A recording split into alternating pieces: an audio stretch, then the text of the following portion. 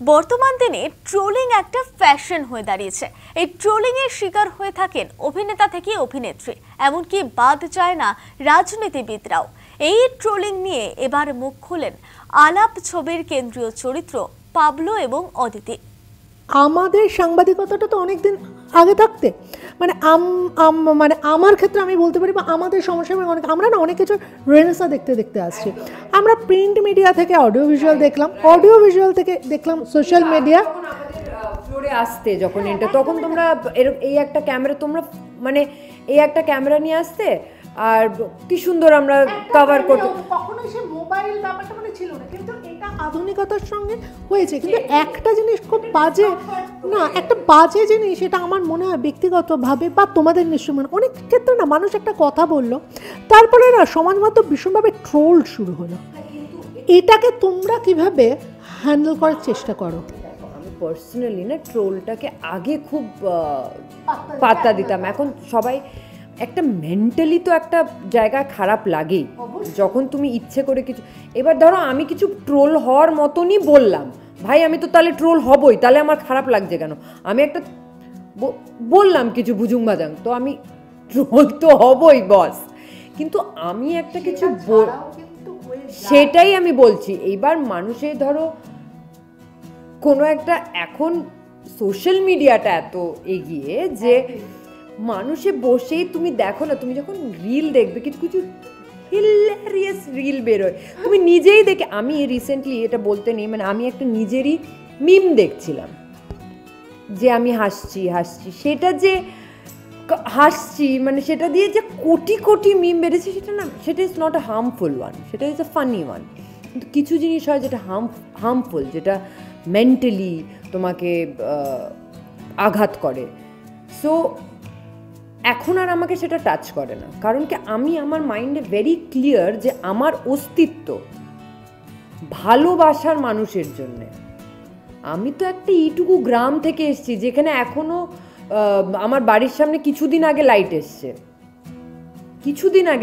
আমি সেইখান থেকে এসেছি। আমার বাড়ি পঞ্চায়েত এলাকায়, সেখানে দাঁড়িয়ে একটা স্বপ্ন দেখে এখানে এসছি। মানে কি ভালোবাসার মানুষগুলো তো নিয়ে এসছে, ফ্যান্সরা তো নিয়ে এসছে।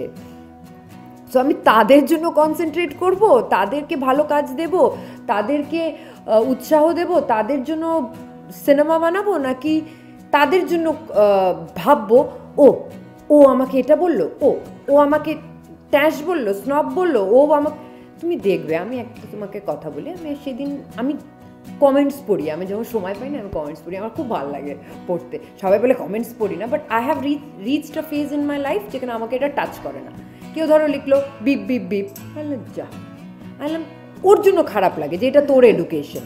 কেউ ধরো লিখলো খুব ভালো, আমি তাদের লাইকও করি, রিপ্লাইও করি, আমার ভাল লাগে।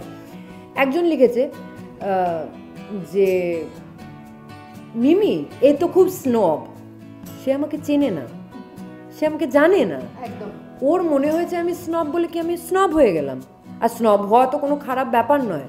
সো আমি তো যদি তোমার মতো করে আমার মানে তোমার মানে তুমি বলছি না, মানে অন্যের মতো করে, আমি যদি অন্যের মতো করে আমার জীবনটা বাঁচি, তাহলে তো সেটা আমার জীবন আর রইলো না, অন্যের জীবন রইলো।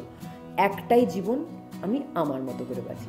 যার ভালো লাগছে লাগুক, যার ভালো লাগছে না ঠিক আছে সমাজলো। আমি কি বলবো, ট্রোলটা নিয়ে কিছু বক্তব্য আছে? বক্তব্য নেই, এটা একটা প্রফেশন হয়ে দাঁড়িয়েছে এখন। কিছু মানুষ আনন্দ পান, স্যাডিস্ট এর মতো প্লেজার পান। অনেক মানুষ না, সোশ্যাল মিডিয়ার ট্রোলিংয়ের একটা বড় সুবিধা হচ্ছে এটা তো আড়াল থেকে হচ্ছে, সামনাসামনি তো হচ্ছে না, তো আড়াল থেকে বলে দেওয়া যায়। আর কি হয়, অনেকেই ভাবেন আমরা সুপারলি প্রিভিলেজড, ওদের আর কি এরকম একটা হয়।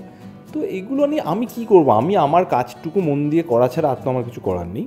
আমি যেরকম করে কমেন্টস পড়ি না। আবার আমি দেখেছি যে মানে ট্রোলিং বা নেগেটিভ কমেন্টস যদি না আসে তাহলে আমি তো আমার টিমও মাঝে মধ্যে বলে তাহলে বোধহয় তোমার রিচটা হয়নি, দেখেনি বোধহয় লোক, তোমার বোধহয় পোস্টিং কিছু ভুল হয়েছে। আবার আমি তোকে দেখাবো, চল নেক্সট ডে আমি তোকে কাল থেকে পাঠাবো, তুই ভরে যাবে তোর হোয়াটসঅ্যাপ। যাকে তো একটা দুটো নাকি সেটাই তো বলছে। আচ্ছা, তো এই যে একটা ব্যাপারটা খুনসুটি চলছে না, ছবিতেও কিন্তু এরকমই ব্যাপারটা আছে, ঝগড়াটা এরকমই আছে, কিন্তু আলাপেও কিন্তু এরকমই আছে। তো we better concentrate on good things. So আমি সেটাই করার চেষ্টা করি যে ধরো আমি একটা কাজ করছি যেটা আমার ভালো লাগার কাজ, সেই কাজটা করে আমি এত মানুষের কাছে পৌঁছতে পারছি যাদের সঙ্গে আমার কোনোদিনও সামনাসামনি দেখা হবে না, অথচ তারা আমার কাজের জন্য ওয়েট করছেন, আমার কাজ দেখছেন, ভালোবাসছেন, আশীর্বাদ করছেন, সেই জন্যই তো আজকে আমি অভিনেতা হতে পেরেছি। সো সেটাতেই কনসেন্ট্রেট করি। আর বাকি সকল মানে যারা ট্রোলিং করছেন তাদের জন্য আমার একটাই কথা যে আমি এই কোয়েশ্চেনটাও যেন আর আমাদের আনসার না করতে, মানে ওইটুকুনি গুরুত্ব বা সময় যেন আমরা তাদেরকে না দিই। আর আপনারা গেট উইল সুন হবে না, সুস্থ কোনোদিন হবেন না। মানে মানুষকে খারাপ কথা বলে যদি কারোর যদি মানুষকে খারাপ কথা তুমি আমি মনে করি একটা জিনিস দেবজানকী, যে আমাদের এই বছরে আগের বছর যে মিস ইউনিভার্স হয়েছিল হরনাথ কিছু, ওর she is a Punjabi girl, so আমি ওর নামটা ভুলে গেছি, ও মাঝে মোটা হয়ে গেছিল, ঠিক আছে, ওকে যে মানুষে ট্রোল করেছে, যে 25-20 বছর পর ক্রাউন নিয়ে এসছে আমার দেশে, গর্বের ব্যাপার, মানে প্রাইড অফ দ্য কান্ট্রি, তাকে নিচে ট্রোল করছে, you are fat, you are this, you don't deserve this. O